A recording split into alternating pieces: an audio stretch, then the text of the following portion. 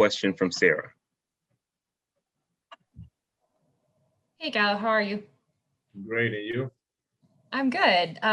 Nate just kind of talked about how he expects game 2 to be much more intense.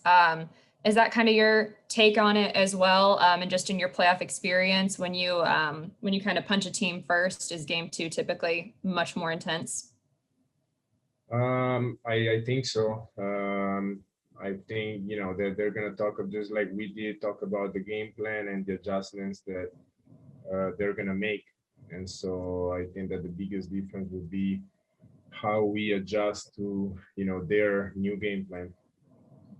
What adjustments do you see, without, I guess, giving too much away, what adjustments do you think you guys could make as far as things that you want to kind of do better in game 2? There are a couple of things that are not adjustment, are just things that we need to do better. Rebounding the ball and not giving up all those offensive rebounds, I think is going to be key. Thanks.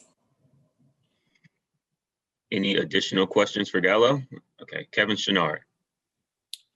Danilo, you got traded away from a Knicks team that made the playoffs a decade ago, and you didn't really get to play in the playoffs, at least not with the Knicks that season. Then you got your first playoff game in MSG 10 years later. Was it what you expected? Yeah. I think that, there is always a special atmosphere here, especially when you get to the playoffs.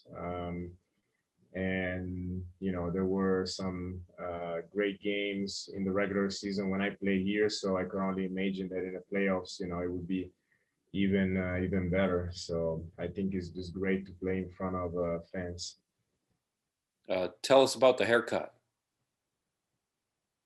I did this haircut for a lot of season at the beginning of the season. Well, when I turned 30, I told myself that I need to be a little more serious, and so I stopped doing it 2 years ago. But then during training camp, one of the assistant coaches told me, listen, we go to the playoffs, you got to bring the mohawk back. So I was like, okay, and here we are.